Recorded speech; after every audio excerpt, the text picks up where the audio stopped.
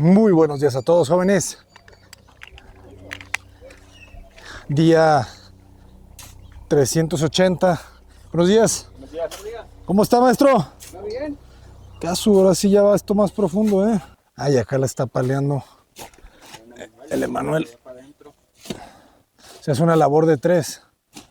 Pues ahorita estamos ahí, ahí le estoy peleando para lo que va a subir para allá para arriba, para el hormigón. Ah, ok, ya entendí.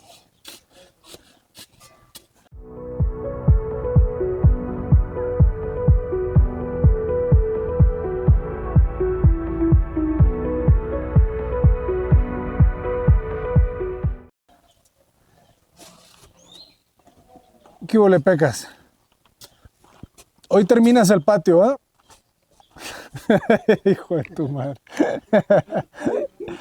No, luego la raza ya se me va encima. No, que no le digas nada al pecas. Y bueno. Ya se agüitaron, vas a decir. Se agüitan. Que no, al pecas no le digas nada.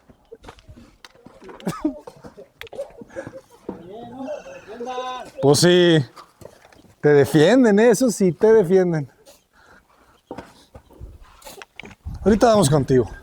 Jóvenes, el día de hoy nos tenemos una visita de estudiantes de arquitectura que vienen desde Oaxaca. Y vienen a conocer Olivos.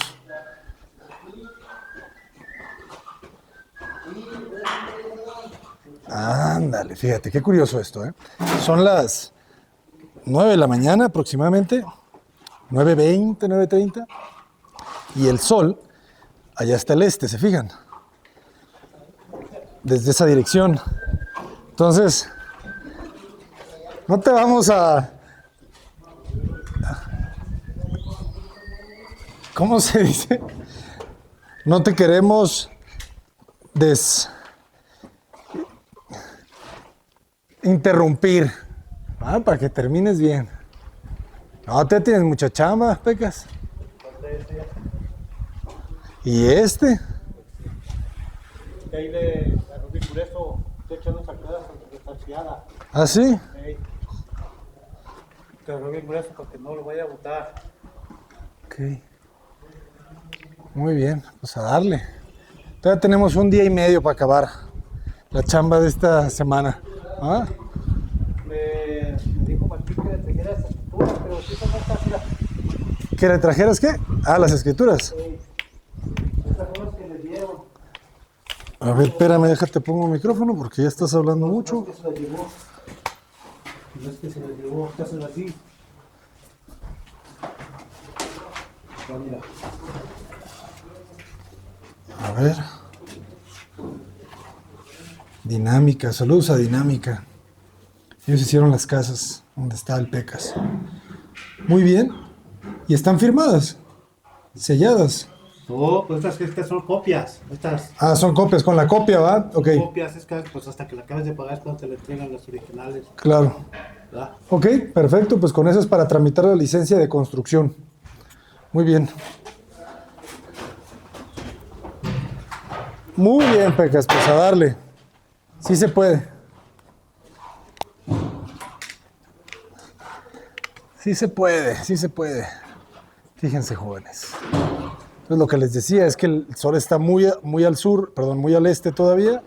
No sube. Entonces, eso nos genera unas sombras, unas luces distintas.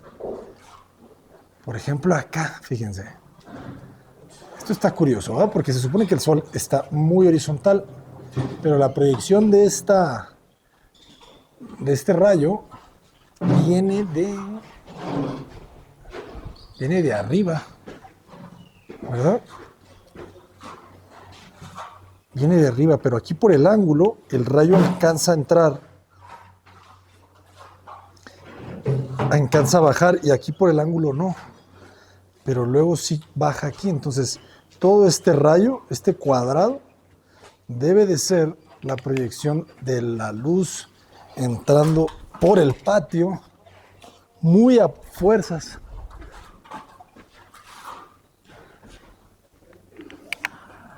Muy a fuerzas.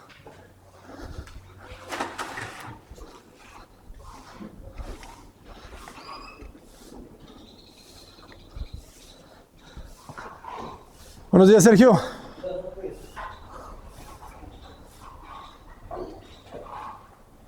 Ya casi te lo echas. Ah, está bien, es una luz suave. Una luz muy agradable aquí.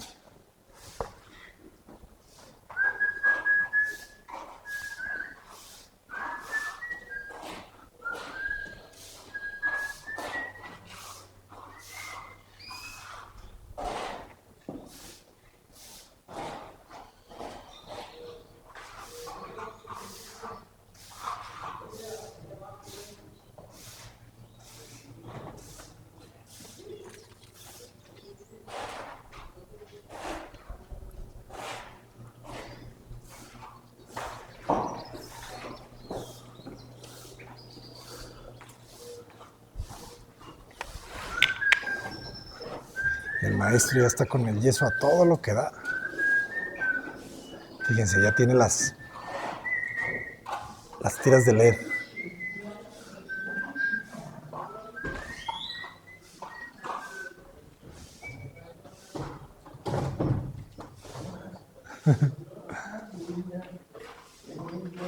Es interesante, ¿verdad? Porque como a esta hora la luz no baja todavía en el patio, no hay tanta incandescencia de ese lado. Una luz muy regular.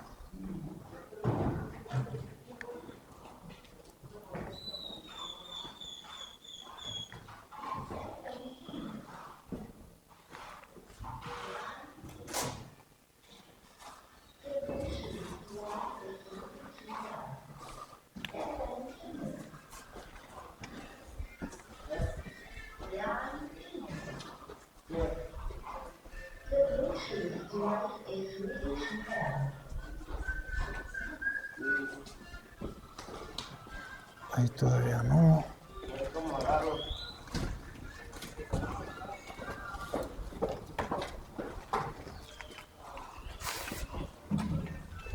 La tienen difícil aquí con todo este material.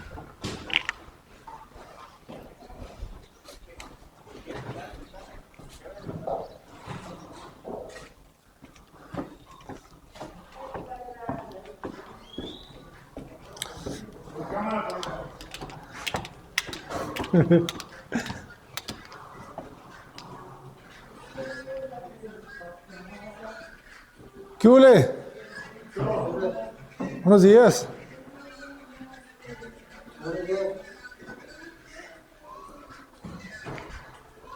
¿Qué andan haciendo, maestro?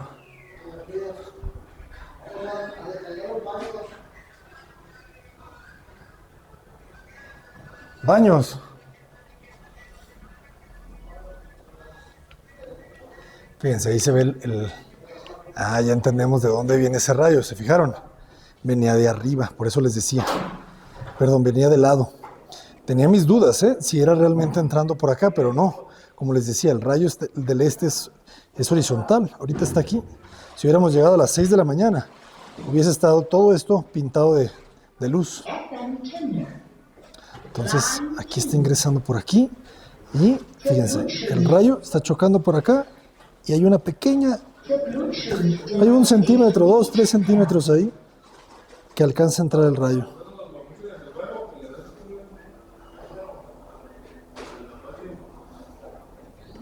Me llama la atención que este sea el mejor espacio de la casa.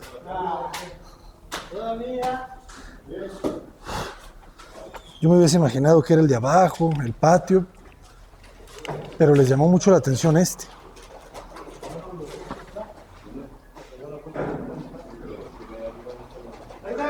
Normalmente estas ranuras las hacíamos pegadas a los muros para que se pinten de luz y estas cosas, pero aquí decidimos hacerlas del ancho. Jaime, te habla el Pecas.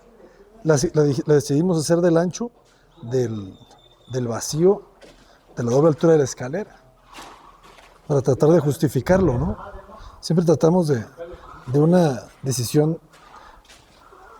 tejerla con otra, ¿no? Concatenarla con otra. Y creo que eso fue. Y aquí sí este vano está enorme. Y esto creo que no lo vimos en el video anterior. The Bluetooth device is connected successfully. Maestro, hoy vamos a tener una visita. Apaga la música nomás en este rato, por favor. Creo que esto ya está. No me acuerdo si esto ya lo habían visto. Fíjense aquí el detalle para el céspol. Ahí ya se le colocó la resina al mármol. Y todo con su zócalo remetido. Muy bien.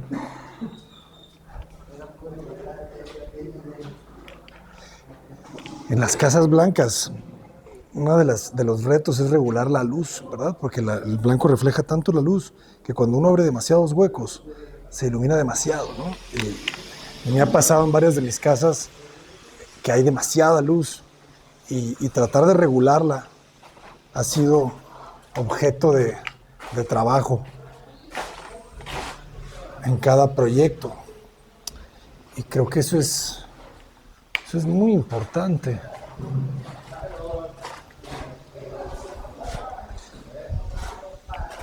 Porque obviamente la luz entra cuando el hueco es grande. Entra por el hueco, ¿verdad? Entonces, entre más grande el hueco, más luz entra. Y esos grandes huecos pues, son impresionantes, ¿no? Entonces, esos te ayudan a sentir el impacto, ¿no? Del exterior en el interior, todo esto. Fíjense, aquí ya quedó también el patio. Ya le están dando sus pendientes para ya terminarlo. Esto lo tiene que hacer Jaime hoy. Entonces, el regular la intensidad de la luz. Por ejemplo, aquí, ¿verdad? Si se fijan, es la mañana y en la tarde al rato esto está lleno de luz. Pero creo que la casa pues, ha trabajado eso, ¿no? Ha trabajado el concepto de una luz más suave. Cuando hacíamos este proyecto, leíamos El elogio de la sombra. Buenos días, Martín. ¿Ya llegaron? Sí. ¿Bajamos? Bajamos, por favor. Ahí te voy. Un micrófono para ti. Y aquí tenemos dos para las dudas de los chavos. Muy bien. Mira. Ahí tú se los vas rolando. Vamos.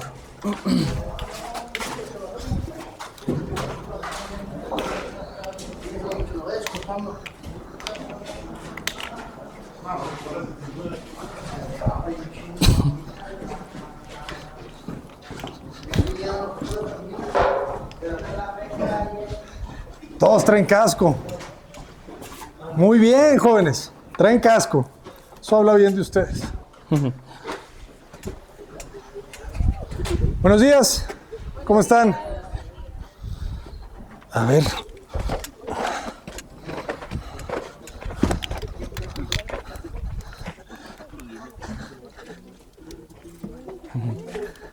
¿Cómo están, jóvenes? Muy buenos días.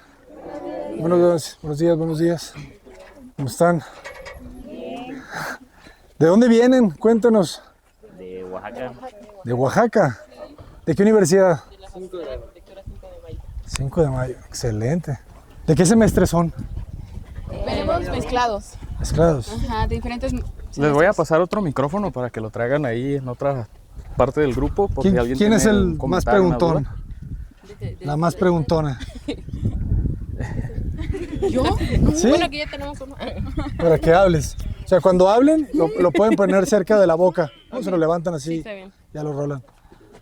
Bueno, ¿me decían de qué semestre son? Venimos mezclados de diferentes semestres. Hay de noveno, segundo y tercero, creo. A ver, levante la mano los de noveno. Ok.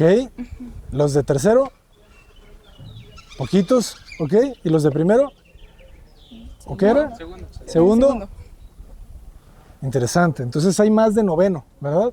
De noveno semestre. Bueno. Rápidamente, el terreno mide 11 metros de frente, ¿verdad? Por 26 de fondo. Son 30, creo. 30. 30 metros de fondo, está grande el terreno. Esta casa surge por las restricciones. Todos estos fraccionamientos, los proyectos que que conocen, los que me conozcan o nos conozcan, la mayoría están así dentro de zonas cerradas, ¿no? En barrios privados de Guadalajara o de otros estados, ¿verdad? Y yo siempre les digo que como estudiantes de arquitectura es bien importante que aprendan a desarrollar este tipo de proyectos porque es de lo que más van a comer, ¿verdad? Es la mayoría de los lotes que hay ahorita en México y Y pues por un aumento de la delincuencia, ¿verdad? O sea, cada vez hay más delincuencia, entonces los fraccionadores, en lugar de dejar las calles abiertas o las lotificaciones abiertas, las cierran entre muros pues para protección. Y como cada vez la tierra es más cara porque es más escasa y cada vez somos más, entonces nunca va a haber más tierra. Eso es bien importante que lo analicemos bien. O sea, el planeta nunca va a haber más tierra, ¿verdad? Entonces, ¿eso qué significa? Que como no hay más tierra, es un poquito lo mismo que el Bitcoin. ¿Alguno de ustedes ha comprado Bitcoin o no ha escuchado el Bitcoin? O sea, se supone que el Bitcoin adquiere valor porque nunca va a haber más, nunca se va a emitir más Bitcoin, entonces lo que hay, pues va a valer. Lo mismo es la tierra, nunca va a haber más tierra, entonces la tierra siempre va a tender a subir y a subir y a subir de valor. Por eso si pueden invertir en algo, inviertan en tierra. Entonces los lotes son cada vez más pequeños. Les tocó venir a una casa con lotes grandes, pero realmente no es el promedio de tamaño de las casas que diseñamos. La mayoría de las casas que diseñamos están entre 250, 300 metros cuadrados de construcción, 350. Esta ya es una casa de 450 metros cuadrados de construcción. O sea, es una de las casas más grandes, bueno, entra en el rango de las grandes que hemos hecho. Y todos estos fraccionamientos están, pues si se fijan, ¿verdad?, rodeados de casas. Entonces no hay algo muy interesante que ver generalmente en estos fraccionamientos. Por eso generamos una tendencia de diseñar hacia adentro, ¿no? En lugar de hacer lo que hacen todos, de ventanas hacia todos lados indiscriminadamente, pues mejor pensamos en diseñar generando algo bonito que ver hacia adentro. Entonces eso nos permite eliminar ventanas, ¿verdad? No completamente, porque siempre decimos que la relación entre el interior y el exterior debe de existir, pero no debe de ser completamente evidente. O sea, desde esta casa hay una ventana allá arriba, ¿verdad? Esta es la recámara principal, ese volumen, y si se fijan, pues sí hay una ventana, ¿verdad? O sea, tú sí te puedes voltear hacia afuera si quieres, pero solamente si quieres, ¿verdad? A diferencia de lo que hacen los demás, de que está la ventana y ya no hay nada que hacer, ¿verdad? Por eso yo siempre decía, cuando empecé a diseñar en el 2010, identificaba las casas que ya estaban habitadas y las que no, porque las que están habitadas pues ya tienen cortinas, ¿no? Entonces me llamaba mucho la atención cómo en las casas antes abrían ventanas y ventanas y ventanas y ventanas y luego llegaban cortinas y cortinas y cortinas, entonces pues era un poquito incongruente, ¿verdad? ¿Para qué abro una ventana que después voy a tapar? ¿Qué digo? La cortina está genial porque te permite regular, ¿verdad?, la luz y lo que quieres ver. Pero pues se me hace más interesante que cuando no hay nada que ver afuera, pues mejor trabajes un poquito la arquitectura para hacer un poco más compleja la relación. Entonces esta recámara tiene una ventana tanto hacia la calle, pero hay otra ventana hacia un patio, ¿verdad? Porque todas estas casas tienen patios. Los patios son los elementos principales de sus obras. O sea, siempre que ustedes diseñen con patios. O sea, los patios son los mecanismos que les permiten a ustedes iluminar, ventilar y articular, ¿verdad? Porque si ustedes solamente construyeran lo que sea, ¿no? Si están haciendo una escuela, están haciendo una casa, departamentos, oficinas, si nomás hicieran oficinas, cuartos, y nunca tuvieran vacíos, nunca tendrías el equilibrio para iluminarlos correctamente todo lo que estás generando, ¿no? Cuartos de hotel que nunca tienen luz en los interiores. Entonces, pues los patios funcionan para eso, ¿no? Para articular, iluminar y ventilar y para generar esta identidad interior, ¿verdad? Porque abajo también aquí hay otra recámara. Entonces, esas recámaras, en lugar de estar solamente con sus ventanas francas hacia las cocheras, que siempre se me ha hecho como una vista fea, pues ¿cómo haces para que la recámara en planta baja, que es algo que cada vez más se piden en estas casas, cómo la iluminas y la ventilas de forma natural? Pues con un patio, ¿no? Estos fraccionamientos siempre tienen restricciones, entonces las restricciones son los que les van a dar forma a muchas decisiones de sus proyectos. Aquí hay 3,5 metros de restricción frontal, 5 metros de restricción posterior y 1,5 metros de restricción lateral, pero solamente en el sótano.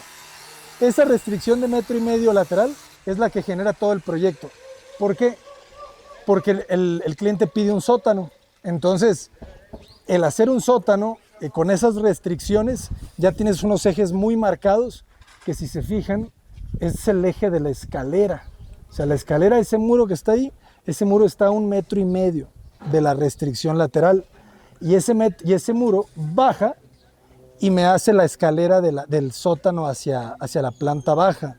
Entonces, esa escalera, siempre estamos trabajando en escaleras de una sola rampa, generalmente, ¿no? Hacemos de 2, pero siempre buscamos hacerlas de 1, porque te generan unos espacios muy amplios, ¿verdad? Porque la escalera de 1 metro, de una sola rampa, pues te puede quitar 1 metro. Cuando lo haces de 2 rampas, forzosamente te quita casi 3, ¿verdad? Porque tienes una rampa, descanso, 2 rampas. Entonces, cuando haces de una sola rampa, puedes compactarla a 1 metro, obviamente por 5, por 6, pero ya ese metro te permite jugar con los espacios. Entonces, por la forma alargada del terreno, los 30 metros, decidimos hacer una escalera longitudinal de una sola rampa, ¿verdad? Porque era largo el terreno. Entonces siempre hay que entender las dimensiones del lote donde estás trabajando, y esas mismas dimensiones, si es más largo que ancho, es más ancho que largo, te van diciendo cuál es la mejor posición para las escaleras, para la distribución. Entonces, pues aquí hicimos ese offset, pusimos la escalera de una sola rampa, y esa escalera de una sola rampa nos generó a la izquierda ese espacio de 1,5 metros que nos quedaba. Dijimos, pues hagamos la escalera que vaya de la planta baja a la planta alta. Entonces ya teníamos las dos, la del sótano, la de la planta baja a la planta alta, pero ahora nos dividía la casa en 2, entonces le generamos un pasillo al lado de la rampa de la escalera del sótano para poder ir de la parte de atrás, porque uno va a subir viendo hacia atrás, pero necesitabas ese pasillo para darle la vuelta, ¿verdad? Y volver a subir a la rampa. Entonces, escalera 1, escalera 2 y el pasillo, o sea, esas 3 líneas nos generaron todo el proyecto, ¿verdad? Porque ya del pasillo le hicimos un offset ya hasta el lindero para hacer un patio, ¿verdad? Entonces, arrancamos con eso, con la escalera, el hueco del patio, y ya solamente era distribuir un poquito en la parte de atrás sala, comedor, cocina, y en la parte de adelante una recámara con un baño completo que siempre piden también. Vamos a entrar si quieren. Y la fachada, como pueden ver, pues es muy cerrada. Tratamos de entrar por el lado lateral.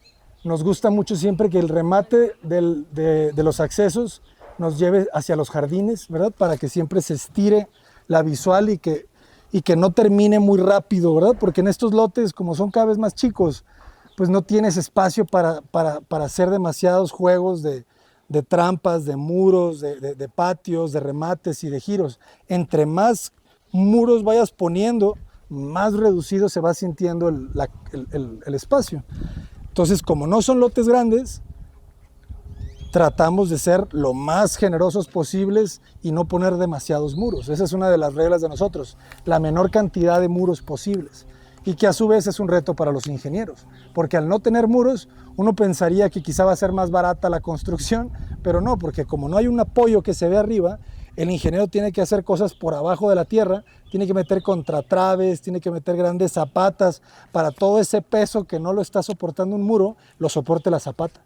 Entonces, es la inversión que hacemos muchas veces en estas casas, en estos proyectos, la estructura, porque la estructura es la que nos libera el espacio. Y entramos, bueno, nos pedían cocheras para 2 autos, entonces si se fijan, hay una restricción de 1,5 metros aquí que no se toca. Luego vienen las cocheras de los 2 autos, que son más o menos 6-7 metros, y pues las escaleras aquí al frente se alinean con el ancho de la escalera del sótano. Entonces se va haciendo una arquitectura que me gusta decir que va respondiendo más que proponiendo, ¿sabes? O sea, no es como que me levanté un día y dije, vamos a hacer la escalera así y vamos a hacerle el acceso así, o tengo ganas de hacer esto, no. O sea, simplemente fui resolviendo, limitándome a las reglas que ya me estaba imponiendo el fraccionamiento. Esta fue la 3ª propuesta que hicimos. O sea, hicimos 2, la primera estaba bien bonita porque hacíamos un sótano que se retraía los 1,5 metros, y ese 1,5 metros subía y la casa no se tocaba a los vecinos, porque respetaba el 1,5 metros del sótano hasta arriba.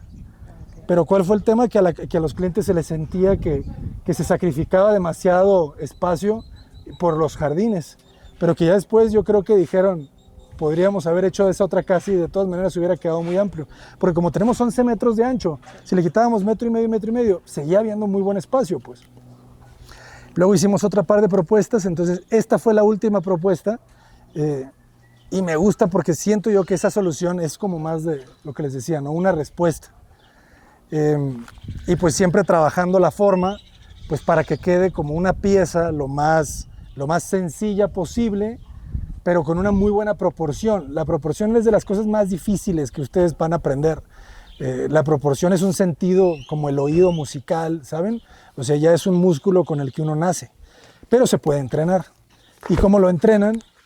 Aprendiendo, ¿verdad? Viendo, ¿sabes? Visitándola, entendiendo por qué esto mide esto y por qué este hueco mide esto y por qué esto con esto, qué relación hay entre hueco y este hueco, esta distancia con esta distancia. O sea, todo eso es la parte de la proporción y es la geometría, ¿verdad? La parte de la geometría de la arquitectura que es de lo más difícil, pues, ¿saben?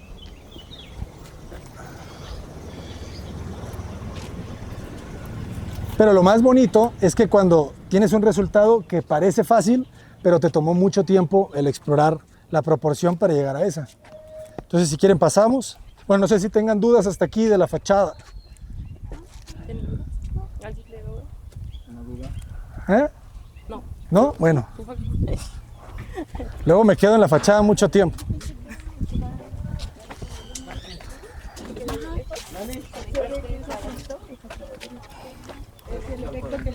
Aquí con mucho cuidado, ¿no? Porque están excavando el pozo de absorción. ¿Qué iban a preguntar? No, es que desde lejos se ve que el cuadro de aquí es otro volumen, pero no. La sombra que da para el estacionamiento. El hueco. El hueco. Ajá. Claro. Sí, que de hecho eso va a estar padre, ¿verdad? Porque ya cuando termine la casa se va a ver que la pieza blanca es más ligera porque se va a pintar de blanco y se va a sentir que está posada sobre unos muros de concreto.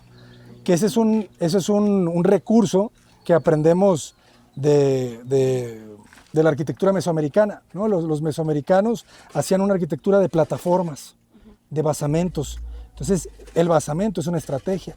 Entonces, es una estrategia que van a poder utilizar dependiendo del proyecto que les toque, ¿verdad? En este caso, al hacer semisótanos, en donde tienes que bajar medio nivel y subir medio nivel, te genera un basamento, pues, o sea, tienes que generar una escalera. Y esa escalera nosotros la trabajamos como basamento. Si los hubiera llevado a la cueva a otro proyecto, tenemos una entrada lateral, entonces también hacemos una escalera lateral. Entonces ya tienes como 2 escaleras y se entiende todavía más esta idea como de la pirámide, ¿no? Esto es un pozo de absorción.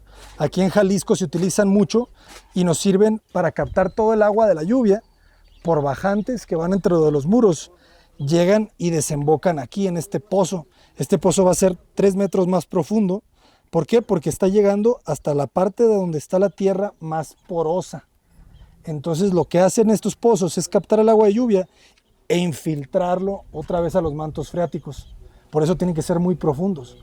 Pero también necesitan tener una línea de demasías, que se les llama, que en el caso de tormentas muy fuertes, donde llueve demasiado y llueve tanto que no se alcanza a infiltrar el agua en lo que sigue cayendo lluvia, se le deja un tubo.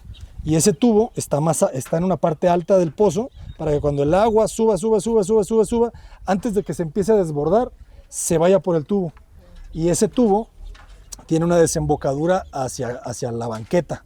Entonces el agua, si un día llueve demasiado, va a empezar a tirar agua por la banqueta y se va a ir hacia el rodamiento de calle, ¿no? Entonces cuidado con este lado.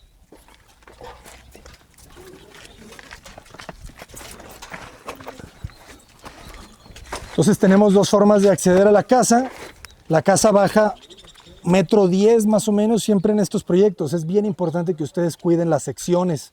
La sección es la que nos va a decir el porcentaje dependiente de la rampa, ¿verdad? Porque van a ver aquí, si le dan vuelta a las casas, van a ver varias casas que tienen rampas demasiado inclinadas, que luego es muy problemático para el coche. O van a ver casas que inclusive ni siquiera tienen la parte plana al final.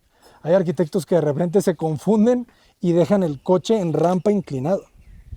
O sea, a todos nos puede pasar, por eso es bien importante que se analice muy bien cuando van a trabajar. Uno de los puntos importantes de esto es la distancia que hay entre el lecho inferior de la losa y la rampa. esa distancia. ¿Alguna vez han entrado a un centro comercial y han visto que dice altura máxima?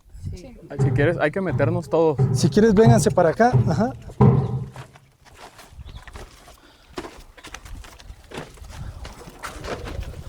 Si quieres, ahí quédense. Ahí están afuera de la casa todavía. Eso es bien importante también. Generar espacios de gradación que les llama Fujimoto entre el interior y el exterior.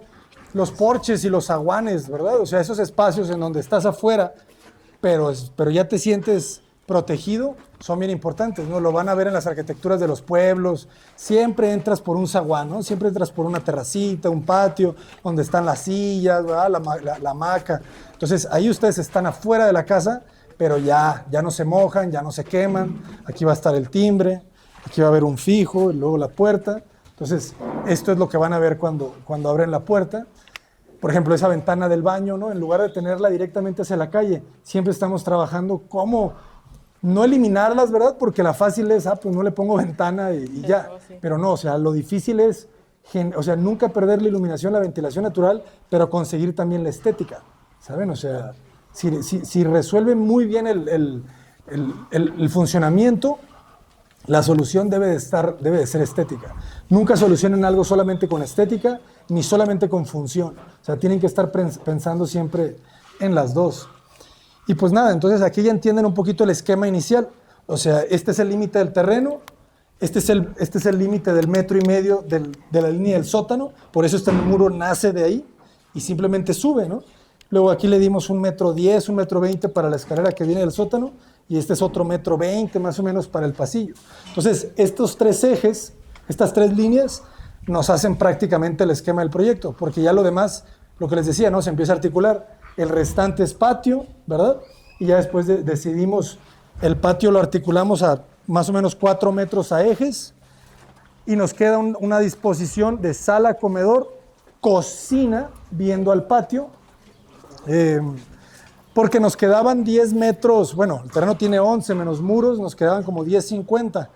Podíamos haber dejado sala, comedor, cocina, pero los clientes sí querían espacios muy generosos, entonces decidimos dejarle los 10.50 solamente a sala y a comedor, y como el terreno tenía 30, pues, o sea, podíamos jugar con la cocina desfasada de ese eje. Entonces la cocina ve al patio, aquí nosotros podemos salir al patio caminando. Esto es bien interesante porque el terreno era plano y no lo sienten, ¿verdad? O sea, no han sentido todavía esos cambios de topografía. O sea, toda esta tierra no es natural. O sea, el nivel de tierra aquí se tuvo que elevar. Todo esto es puro relleno. Pero la casa trabajando en sección hace que sientas como que si el terreno hubiese sido así, ¿no? Y este jardín se está poniendo cada vez más bonito porque entre más el nivel, cuando veías esto hueco, pues no se entendía qué era, ¿no? Parecía como un foso. Pero ya con el jardín relleno, ahí si se fijan todavía al fondo se ve que todavía no se ha rellenado completamente. Entonces entre más relleno tenga ese patio, más natural se va a sentir. Y pasan cosas interesantes aquí porque el jardín está al nivel de nosotros, al nivel de la recámara de la planta baja, que ya pueden ver cómo ventila el patio, pero la cocina está más abajo, debido a que aquí, como estábamos muy arriba, porque les decía, el terreno es plano, todo esto es relleno. Entonces, si lo hubiéramos dejado a este nivel, hubiésemos tenido que rellenar todo esto. Entonces, decidimos mejor ganar un poquito de altura en sección, generando estos 3, 4 escalones que nos llevan al salón, ¿verdad? Entonces la cocina, cuando estemos cocinando, no es el mismo nivel en el interior de la cocina que el del jardín. Entonces uno cuando esté parado allí donde estábamos a ratito, vamos a ver el que está en la cocina más abajo. Entonces hay un juego ahí interesante, como un poquito cueva, ¿no? En donde los espacios se van enterrando, ¿no? Y este es el salón. Y ganamos altura y media, ¿verdad? Que eso es importante, siempre estar buscando estas dobles alturas. Aquí no hay una doble altura, pero creo que la altura que tiene es suficientemente alta, ¿verdad? Ese 340 pues te da una buena sensación de amplitud. porque el problema de las dobles alturas es que se sacrifica todo el área que hay arriba, ¿verdad? Porque te quita los dos niveles. Pero cuando juegas con alturas y media, aquí arriba hay recámaras, o sea, no se sacrificó lo que había y se sigue teniendo la sensación de amplitud. Aquí los maestros ya están terminando de afinar, ya para empezar con los firmes. Y esta es la restricción del jardín de atrás, teníamos 5 metros de restricción. Y pues ya de este lado es la cocina. Aquí no podemos pasar, pero sí pueden asomarse un poquito.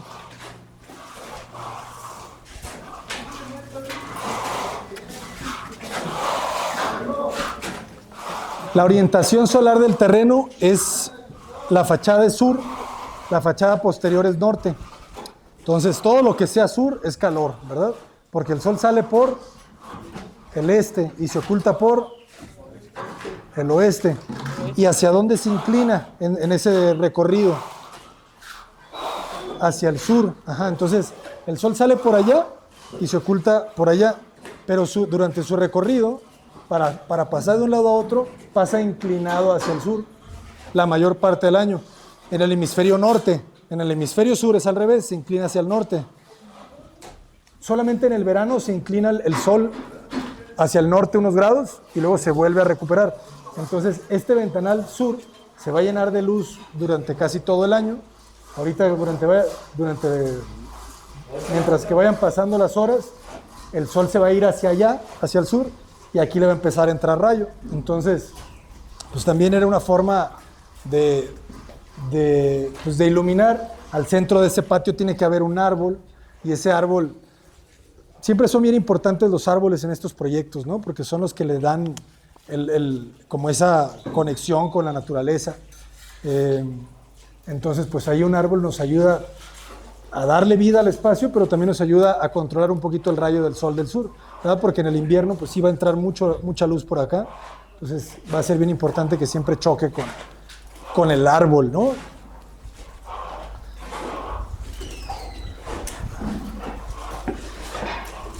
Y pues bueno, si venimos desde el sótano, si se vienen por acá, esta es la escalera que te lleva de abajo hacia arriba, del sótano.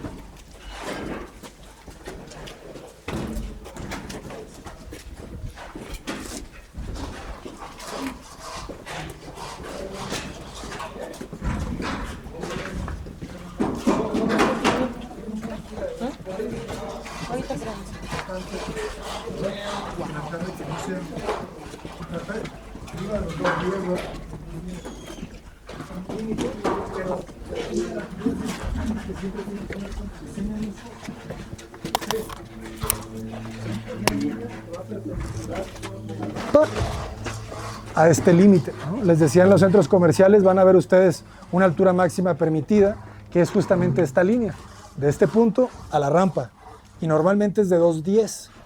Eso es como una medida estándar.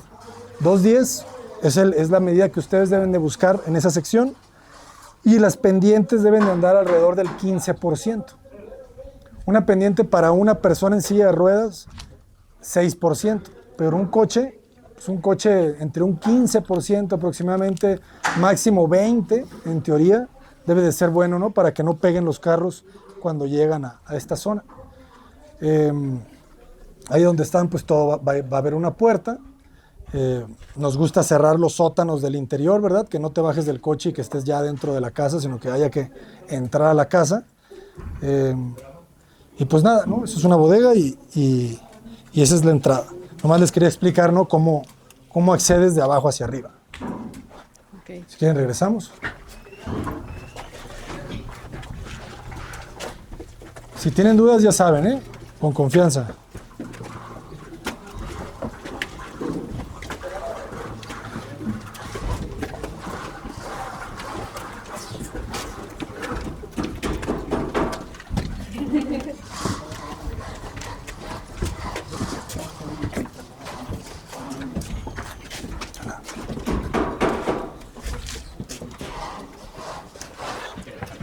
Absorción. Este espacio se va a dejar hasta arriba, ¿no? Tiene un vidrio. un vidrio. Ujú. Entonces, esto lo diseñamos igual, ¿no? O sea, por el mismo ancho de la escalera, pues decidimos dejar ese mismo hueco en el techo para que tener un juego de iluminación también por este lado. Pero sí, todo eso lleva un vidrio, ¿no? Un vidrio de protección. Entonces, pues este es el circuito que se genera, ¿no? Subes del sótano, al mismo nivel puedes subir las escaleras o bajas medio nivel para ir al área social, ¿no? Si ustedes van a su recámara, se vienen por acá. De este lado tenemos baño, bodega y la recámara.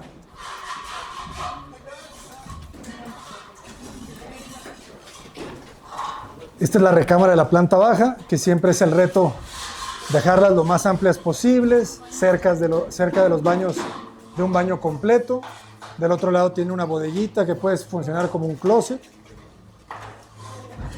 Pero pues es un poco esto, ¿no? Lo de la filosofía introspectiva. O sea, en vez de estar yo con la ventana viendo la calle, pues estoy con mi ventana viendo a mi jardín, ¿no? Y pues ya iremos viendo que va cambiando la intensidad de la luz de este patio. Pero pues siempre está rico, ¿no? Porque al final se van dando cuenta que la casa trabaja siempre con esa orientación norte-sur. Entonces, aquí esta ventana es norte, ¿no? Tiene menos luz. Esa ventana es sur, tiene más luz. La ventana de atrás es norte, tiene menos luz. Entonces siempre el ir regulando, ¿no? La cantidad de luz, pues es el reto, ¿no? Y ahí, allá está el baño y ahí está la bodeguita, ¿no? Si quieren vamos arriba, suban las escaleras hacia arriba.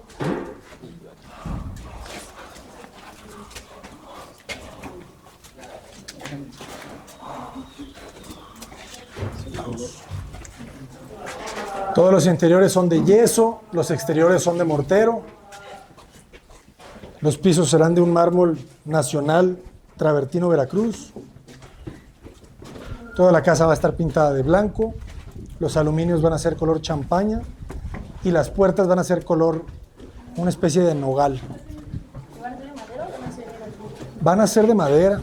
ser de madera. Y subimos, cuidado, los barandales van embutidos, se genera este distribuidor, ¿no? Siempre se van repitiendo los núcleos de circulaciones verticales que les decimos, ¿no? A las escaleras. O sea, es que siempre sea la misma escalera la que te va llevando a todos los niveles, ¿no? Como un edificio. ¿Por qué? Pues porque es la forma más eficiente, ¿no? Si yo tengo una escalera que me lleva del sótano, por ejemplo, si se fijan, no está en la misma posición la escalera que te lleva del sótano a la planta baja.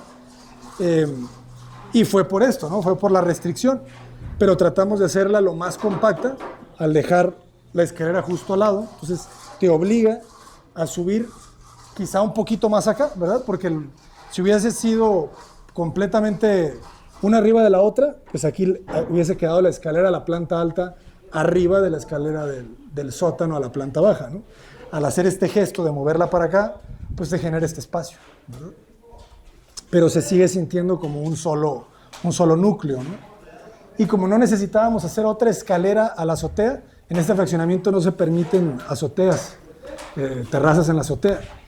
Si hubiese sido así, quizá hubiese sido otra solución, la de la escalera, ¿verdad? Porque siempre tienes que pensarla porque se va a ver aquí, entonces va a ser otro elemento.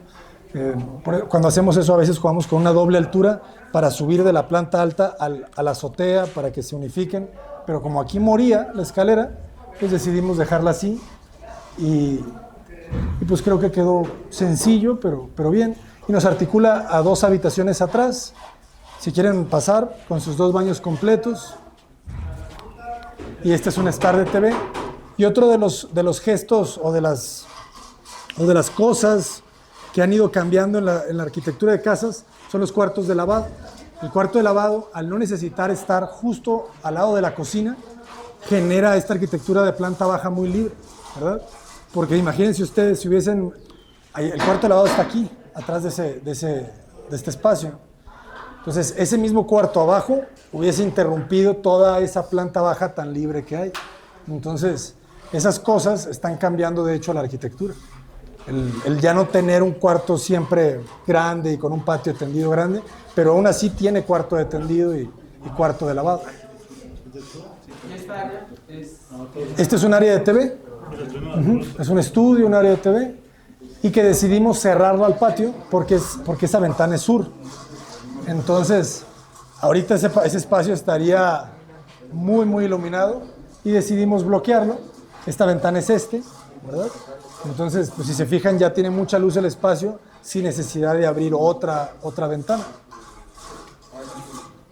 Y al mismo tiempo, cuando vemos la fachada del patio, pues la proporción entre la proporción entre las ventanas y los llenos, esa parte es bien importante, ¿saben? Ustedes siempre tienen que proteger o tienen que buscar que haya mayor cantidad de lleno, de muro, sobre hueco, sobre vacío. O sea, ese equilibrio en sus volúmenes es bien importante. Entonces, nos gusta mucho la proporción que quedaron los huecos del patio porque quedó el vano de la cocina solamente abajo y tienes mucha más arriba, ¿no? No tienes demasiada ventana acá y ventana acá y ventana acá. En cuestión de la iluminación, sería pues cuestión natural en esta parte, ¿no? Y artificial en sí, ¿cómo sería? Las luminarias, casi se fijan, no tenemos en los techos, nos gusta iluminar con los muros. Entonces tenemos luminarias en muro y algunas tiras de LED. Okay. Hay una tira de LED por ahí. Entonces esa tira de LED ilumina el pasillo. Esta luminaria pues ilumina toda esta zona. Tenemos luminarias de cortesía en las escaleras para iluminar el recorrido de la escalera. Entonces, la luz es el tema, ¿no? La luz y el espacio. Entonces, el tratar de regular la luz artificial también está complicado, ¿no? Entonces, es el reto, ¿no? El regular.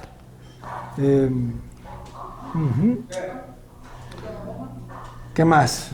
También hace ratos comentaba acerca lo de las ventanas. En cuestiones como cuestión reglamentaria o las restricciones, ¿no? Que son colindancia, por ejemplo, hacia la calle. Ajá. ¿Es por eso que, bueno, se manejaban las ventanas hacia la calle o es pues meramente el diseño que quedó así? Sí, es por el diseño. O sea, la reglamentación no te limita en cantidad de ventanas. Puedes hacer toda tu casa de vidrio si quieres. Okay, sí. Eso es una decisión de cada quien. Ajá. Pero en cuestión de colindantes, por ejemplo, ahí no pudiese haber pues ventanas. No, tú nunca puedes abrir ventanas hacia los vecinos laterales. Ah, ok. Sí, no, tú no puedes abrir una ventana aquí ni allá. Entonces siempre tienes que retraerte un poquito para ya poderte abrir.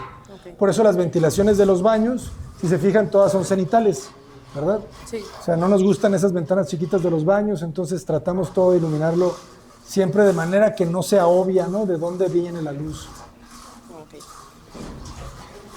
Y pues bueno, teníamos unos árboles muy bonitos en la parte de atrás que quedaron bien en estos remates. Que siempre ese es un tema, ¿no? El saber cómo te relacionas demasiado con el exterior. Porque a veces cuando tu arquitectura depende demasiado del exterior y ese exterior alguien llega y te corta los árboles o alguien llega y te pone un edificio y tú hiciste todo tu diseño pensando en eso, está complicado, ¿no? O sea, tienes que encontrar otra vez el equilibrio, ¿no? O sea, que te relaciones, pero que no dependas. La casa tiene dos recámaras principales, como quien dice, por eso van a ver que una es más chica que la otra. Esta es la recámara principal 2, y que tiene su baño vestidor más grande, y esta es una recámara de visitas. Y si se fijan, los cuartos de lavado son bien importantes. Los cuartos de lavado, ese cuarto de lavado queda bien porque tienes un espacio cómodo para tus lavadoras y tus equipos y luego tienes un ventanal, ¿verdad? Para poder tender. Entonces, el espacio de tender, de poner un trapo y que se seque, o sea, también es importante resolverlo bien sin que te quite mucho espacio, ¿no? Aquí queda este mismo eje. Y en cuestión de este material, ¿para qué acabado se va a usar? Ese es el mármol y lo estamos dejando justo en la cara vista. O sea, el piso se está colocando así, pero se va a retapar. Por eso ya si te fijas, ya no los ves los huequitos, ya lo retaparon con resina. Y eso después lo van a llegar y lo van a desbastar para dejar todo al mismo paño y luego lo van a pulir, que es prácticamente como ya venía. Bueno, hay otras piezas que ya llegaron como las del baño, ¿no? Esas ya llegaron pulidas. Mire. Se va a ver más o menos así. Solamente que lo hacemos de esta manera para que sea más económico, porque te venden más barato el mármol cuando no viene pulido. Entonces ya después tú lo desbastas y lo pules y pues también pues le das el acabado que tú quieras, porque no queremos que quede tan brillante. Ellos te lo entregan brillante. Entonces uno cuando lo pule le puede dar el acabado que quiera. Y también las resinas. A veces las resinas con las que vienen retapados los mármoles no vienen muy... Pues de hecho lo hacen con cemento. Entonces aquí lo hacen con resina y le pueden dar un color más cercano al tono real del mármol. Entonces pues eso nos gusta. Y detalles como estos, ¿verdad? Que luego los detalles son los que te dan el diseño, ¿no? Como decía Charles Sims, los detalles son el diseño. Nos gusta que las cosas no se vean, ¿verdad? Entonces... Aquí el vidrio se va a embeber en este hueco para que no haya necesidad de ponerle rajes que se vayan a ver por los costados, ¿no? Entonces, nuestra arquitectura no es de mucho detalle, pero pues hay ciertos detallitos que sí nos gustan, ¿no? Y pues es la recámara principal. Aquí se generó este puente. Entonces, esta pieza es el vestidor, si quieren caminarlo, vestidor y baño.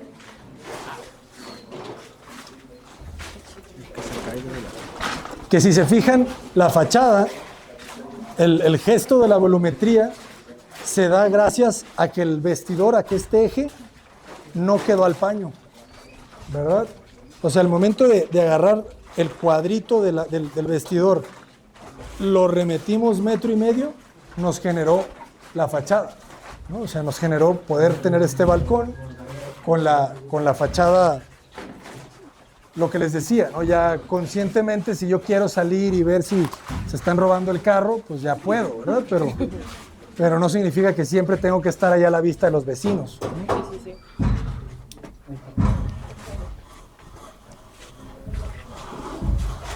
Y eso fue gracias a que los clientes me permitieron no dejarles un vestidor gigantesco, ¿no? O sea, siempre alguien tiene que ceder. Sí. Eso es una cosa muy importante, ¿no? Se puede todo, pero no todo, dice un amigo. Entonces, pues tienes un vestidor grande, pero pues le quitas un poquito, sigue quedando bien, de buen tamaño, y ya le diste volumetría, le diste esta cosa interesantona a la casa, y al mismo tiempo tienes la otra ventana, ¿verdad? O sea, porque si fuera nomás esta ventana, por la dimensión del cuarto, pues no sería suficiente luz. Ustedes siempre tienen que buscar un porcentaje que es como del 20 o el 30% del área que ustedes tienen. El 20 o el 30% tiene que ser área de ventana. Entonces, si ustedes tienen así un 6x6, 36 por punto 30, debe de ser la superficie de sus ventanas. Entonces, pues aquí está otra ventana. Les digo, cuando regresen, tiene que haber un árbol ahí, ¿no? Entonces, estas casas siempre el árbol es lo que les da la vida, ¿no? Es como si no estuvieran vivas hasta que llega el árbol. La casa le sale el alma, ¿no? Y él es el Buen Pecas, famosísimo internacionalmente. Si quieren fotos, 5 pesos.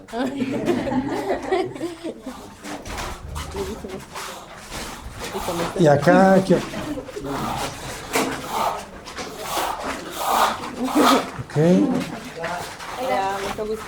Pues este es el baño principal, ¿no? Lavamanos. Sonrían. Espacio de tina, regadera y sanitario. Traten siempre de que cuando abran la puerta de sus baños se vean los espejos, se vean los muebles de baños, porque es lo que te da más amplitud, ¿no? Abrir la puerta y ver la taza nunca está tan padre.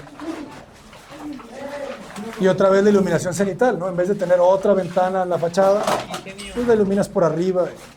Y este espacio, ya que se pinte de blanco, se va a iluminar suficiente, ¿no? No te va a hacer falta nada.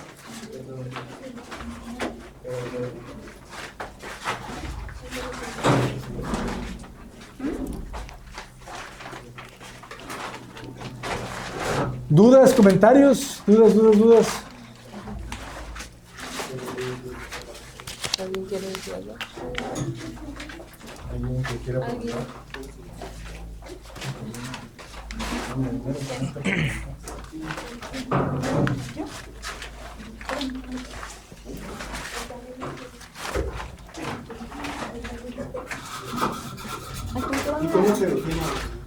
Mande. Por esa separación, arriba se le va a poner un vidrio y ese vidrio va a tener un perfil de aluminio con huecos para que siempre esté ventilándose. No sé si también tiene unos pases. También le dejamos pases ahí en el otro extremo. Y también tiene unos pases y unos tubos de PVC para que siempre esté ventilando por ahí. Esos van hacia la azotea y le ponemos unos codos para que no se salpique el agua. Ponemos unos mosquiteros y los codos para que cuando salpique el agua no se te moje tu muro.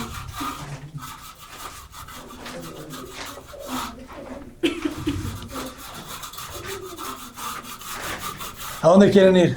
En cuestión de, pues mencionó que se rellenó, ¿no? Para llegar a diferentes niveles. Sí. Para poder el material mejorado, o cómo lo hicieron para que en un futuro por la filtración de agua no le pase nada. Claro, pues primero que nada siempre hay que compactar bien, ¿verdad? Cuando vas a hacer un relleno, tienes que compactar con capas cortas, ¿no? Capas de 10 20. centímetros, 15 centímetros, 20 máximo. Mojándolas, ¿verdad? Y el material, pues debe de ser un material que te lo permita, ¿no? Aquí usamos tepetate, uno ¿no? que se llama tepetate. Ese te da una Pues, compresión muy parecida a si fuera un suelo cemento, es decir, un cemento pobre. Entonces sí, se tiene que levantar las capas de tepetate e irlo compactando. Para las filtraciones utilizamos un producto de Fester en todos los muros y además colocamos un filtro de grava de 30 o 25 centímetros y bueno, antes del filtro una doble capa de ¿cómo se llama? El plástico negro. Polietileno. Entonces eso te hace que las filtraciones, la verdad, nunca te van a dañar tu muro. Digo, nunca digas nunca, pero es una forma de protegerte, que Claro. sí es muy importante que lo tomen en cuenta. Más que nada de prevenir, ¿no? Y aquí además tenemos pues la protección del mismo nivel, porque como les decía, la casa se elevó, ¿verdad? Del terreno natural estamos como 2 metros arriba, ¿verdad? Casi 1,70 m. Entonces, estamos 1,70 m arriba del terreno natural de los demás. Entonces, la humedad es más probable que se quede abajo de ese 1,70 m. Ya lo que está arriba del terreno natural es más difícil que la humedad suba a esa parte. Por eso, pues protegimos, como dice Martín, muy bien todo el sótano. Y de todas maneras, todos los muros de la planta baja están protegidos con 1 metro de un impermeabilizante cementoso que se llama CR66. Esa es una práctica que yo les recomiendo a todos, porque como todas ya las tierras, las mismas arenas ya vienen contaminadas con el hongo, con el salitre, siempre impermeabilicen directamente en sus muros, en el bloco, en el ladrillo, en sus muros de planta baja. En los de planta alta no, pues porque por lo mismo, ¿no? La humedad le va a costar muchísimo trabajo subir. Pero sí en todos sus muros de planta baja, esa es una capa de protección, ¿verdad? Porque ustedes pueden decir, no tenía humedad, pero ya la arena sí ya trae humedad. Y una vez que te sale es difícil quitarla. Que de hecho es como de las enfermedades más comunes, ¿verdad? De las que nos tocan a los arquitectos. Y los que construimos, pues somos un poquito como médicos, ¿verdad? Porque son los que les damos soluciones a los pacientes, que son las construcciones. Entonces, es bien importante que ustedes sepan todo sobre las humedades y de los productos, de las medicinas, porque es de lo que más de repente van a trabajar, ¿verdad? Si ustedes están haciendo remodelaciones constantemente y están trabajando las humedades, pues nunca les va a faltar trabajo. Porque es lo que más, son como las gripas, pues. Sí.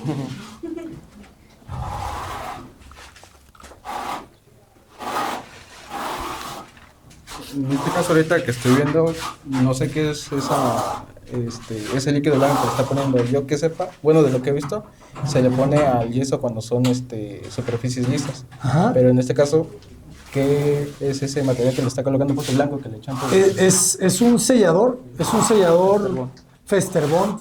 así es la marca. Pero literal es un sellador que ayuda a que la mezcla se pegue más, ¿verdad? Siempre el utilizar productos, o sea, nosotros en la construcción pues, tradicional mexicana, hay una muy poca cultura de utilizar productos químicos, sintéticos, ¿no? Como que cemento y mortero y se acabó, ¿no?